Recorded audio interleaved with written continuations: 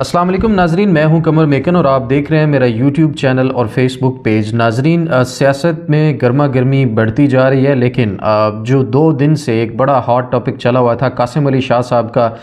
وہ آج پھر سے شروع ہو چکا ہے، کیونکہ قاسم علی شاہ صاحب لگتا ہے باز نہیں آئیں گے اور ان کو مزید ٹرولنگ کا سامنا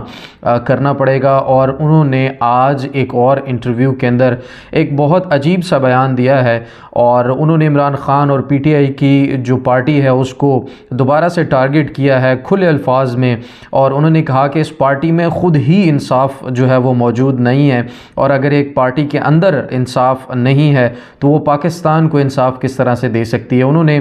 مزید کہتے ہوئے 2 نام ذکر کیا، 2 ناموں کا، اور نام لیتے ہوئے باقاعدہ تنقید کی،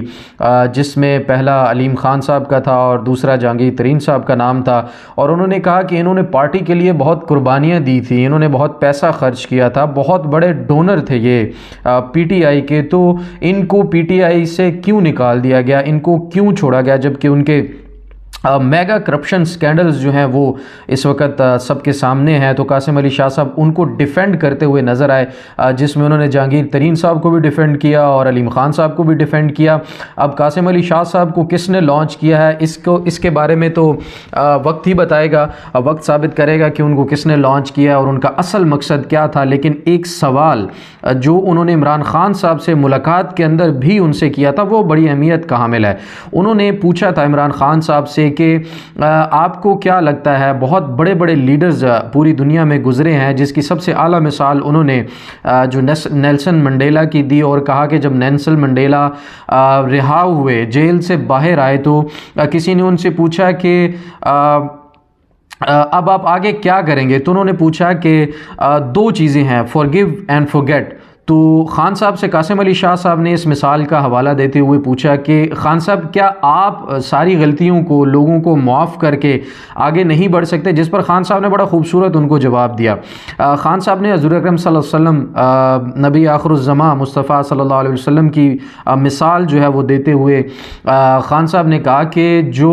حضور اکرم صلی اللہ علیہ وسلم تھے انہوں نے بھی یہ مثال قائم کی کہ فتح مکہ کے بعد سب کو معاف کر دیا، لیکن ایک چیز جو معاف نہیں کی وہ تھی چوری، کرپشن، اور انہوں نے یہ بھی کہا تھا کہ اگر میری بیٹی فاطمہ بھی چوری کرتی تو میں اس کے ہاتھ جو ہے وہ کاٹ دیتا۔ تو خان صاحب نے کہا کہ وہ قومیں مر جاتی ہیں جہاں پر این آر او دیا جاتا ہے، جس میں طاقتور اگر چوری کرے تو اسے معاف کر دیا جائے، اگر کمزور چوری کرے تو اس کے ہاتھ کاٹ دیے جائیں اور اسے سزا دی جائے۔ آج پاکستان کا سب سے بڑا مسئلہ ہے ہی یہ۔ آج بلکہ ایک اور آپ کو مثال دیتا چلوں، خواجہ سعد رفیق صاحب نے ایک بڑا اہم بیان دیا، ڈائناسٹک پالیٹکس کا انہوں نے ذکر کیا ہے۔ انہوں نے کہا ہے کہ جو خاندانی موروثی سیاست ہے وہ پاکستان کے اندر بہت زیادہ ہو چکی ہے، جس کی وجہ سے میں کچھ بھی بننا پسند نہیں کروں گا۔ اور اس کے ساتھ ساتھ انہوں نے یہ بھی کہا کہ اسٹیبلشمنٹ کا بہت بڑا کردار ہوتا ہے، اس کی وجہ سے بھی جو پالیٹکس ہے وہ خراب ہو چکی ہے، بدنام ہو چکی ہے۔ اس طرح کی 1-2 مثالیں انہوں نے اور بھی دیں، تو وہ بھی اس معاملے میں بول چکے ہیں کہ جو آہستہ آہستہ پاکستان کے اصل معاملات ہیں ان کی طرف اب لوگ آنا شروع ہو گئے ہیں۔ حالانکہ خواجہ سعد رفیق صاحب نون لیگ کے بڑے اہم رہنما ہیں، اور ان کا یہ جو بیان تھا وہ بالکل ہی جو حقیقت میں سمجھ بالکل نہیں آتا، اور لگتا ایسا ہے کہ انہوں نے یہ بیان شاید دل برداشتہ ہو کر دیا ہے، اور لگتا ایسا ہے کہ نون لیگ کے اندر بھی جو تقسیم ہے وہ اب واضح طور پر جو ہے وہ نظر آ رہی ہے لوگوں کو۔ تو دوسری طرف جو خاندانی سیاست ہے اس میں بھی ہلچل نظر آ رہی ہے نون لیگ کی، اور وہاں پر رانا ثناءاللہ صاحب کو پنجاب سے ایلیمینیٹ کرنے کی کوششیں کی جا رہی ہیں، اور اس کے بعد علیم خان صاحب کو Punjab P M L N کا پریزیڈنٹ جو ہے صدر لگانے کی جو ہے وہ کوششیں مریم نواز صاحبہ کی طرف سے کی جا رہی ہیں، اور حمزہ شہباز بھی آؤٹ نظر آتے ہیں، اور جو جنید صفدر ہیں مریم نواز کے صاحبزادہ، انہوں نے ان کا سننے میں آ رہا ہے کہ وہ شاید پالیٹکس کے اندر انٹری کرنے جا رہے ہیں باقاعدہ طور پر۔ اور جو خواجہ سعد رفیق کا بیان تھا وہ میں آپ کو سنا دیتا ہوں۔ پاکستان کی چیچک زدہ جمہوریت سے ملک کبھی ترقی نہیں کر سکتا، یعنی کہ ان کی نظروں میں اس جمہوریت کو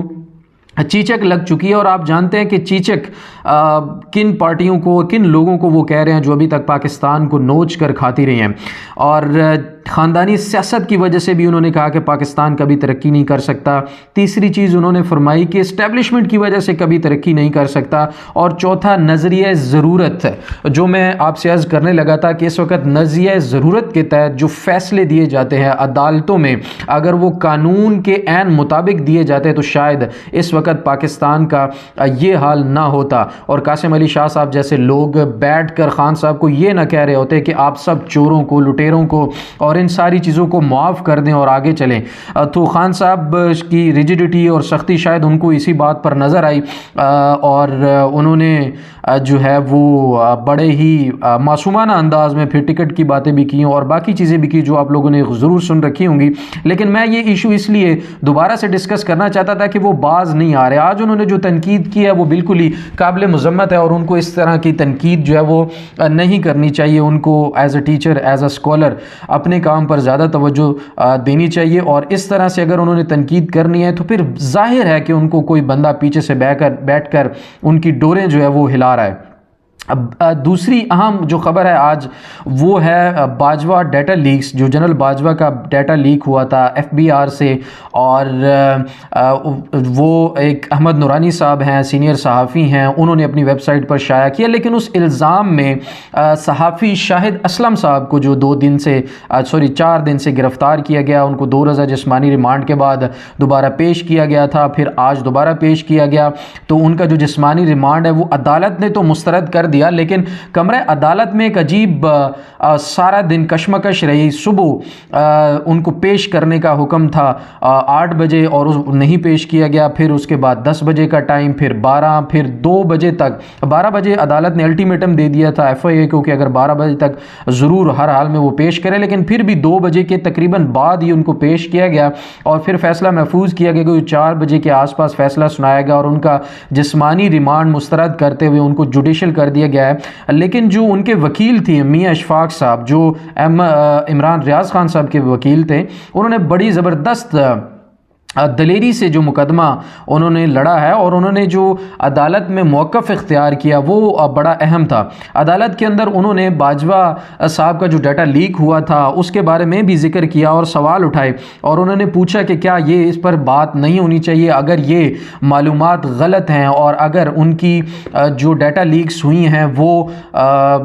मालूमात या उनके असासे सही नहीं हैं, तो क्या इसके ऊपर जो मुकम्मल तहकीक नहीं होनी चाहिए या तफ्तीश नहीं होनी चाहिए। उसके ऊपर तफ्तीश या तहकीक करने के बजाय FIA जो है उस सहाफ़ी को उठा रही है जो कि ख़बर दे रहा है। तो ये बहुत ही एक घिनौना शर्मनाक अमल था जिसमें FIA के प्रोसिक्यूटर और मियां अली अशफाक साहब के दरमियान थोड़ा बहस व मुबाहिसा भी हुआ, जबकि दलाइल देते हुए उन्हें टोका गया बार बार प्रोसिक्यूटर की तरफ से और कहा गया कि अब बस करें, 1.5 घंटा हो चुका है। जिसके ऊपर अली अशफाक साहब ने कहा कि आपको अगर देर हो रही है तो आप जल्दी इनको पेश कर देते ताकि मुकम्मल दलाइल सही तरह से हो जाते, लेकिन आखिरकार उनको जुडिशल कर दिया गया। और इस तरह की ज़ालमाना कार्रवाइयाँ पहली दफ़ा से नहीं हो रही। इस तरह की ज़ालमाना कार्रवाइयों पर एक रिपोर्ट भी अवेयरनेस फाउंडेशन जल्द ही जो है वो नशर करने जा रही है, वो भी आपके साथ ज़रूर शेयर करेंगे। अब बाकी खबरों की तरफ जाते हैं। सबसे अहम इत्तेहाद आज हुआ है जी, जमात इस्लामी और पाकिस्तान पीपल्स पार्टी का कराची में इत्तेहाद हुआ है और सिराजुल हक साहब कहते हैं कि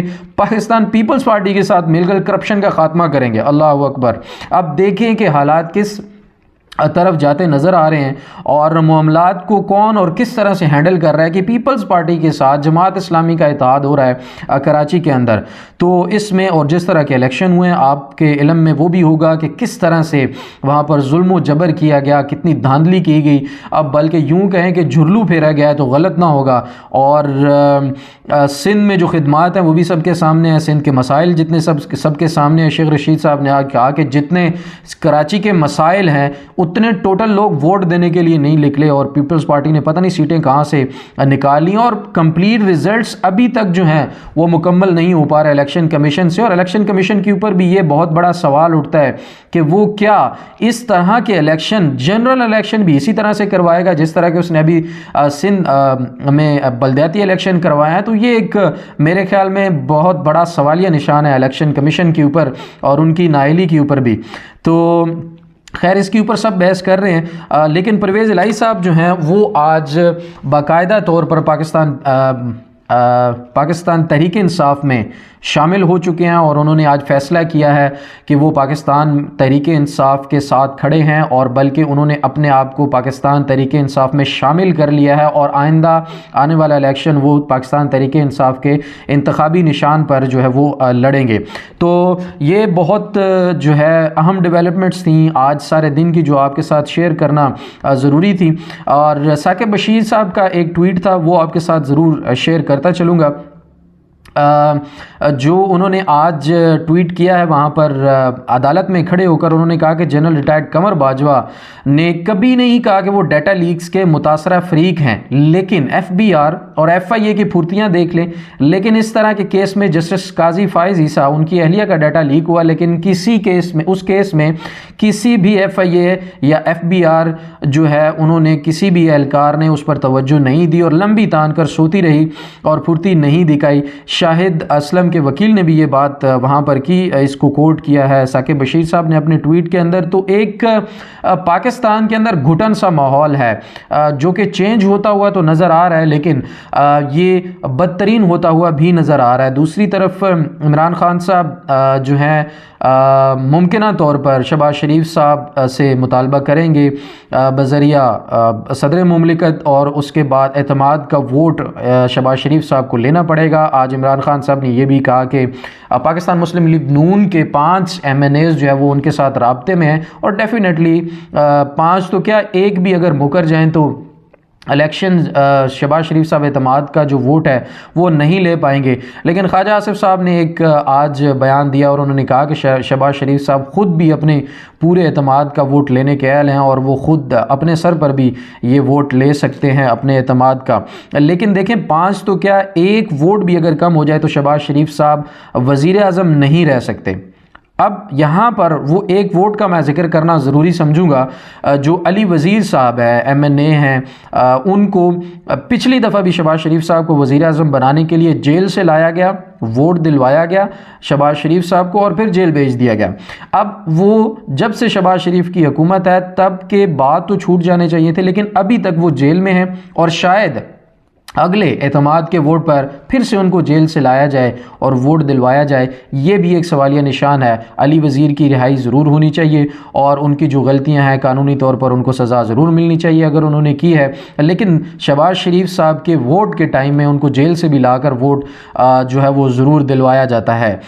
تو یہ تھی آج سارے دن کی اپڈیٹس۔ اپنی دعاؤں میں ضرور یاد رکھیے، چینل کو ضرور سبسکرائب کیجیے گا۔ انشاءاللہ کل دوبارہ آپ سے ملاقات ہوگی۔ اپنا اور اپنے پیاروں کا بہت سارا خیال رکھیے گا۔ اللہ حافظ۔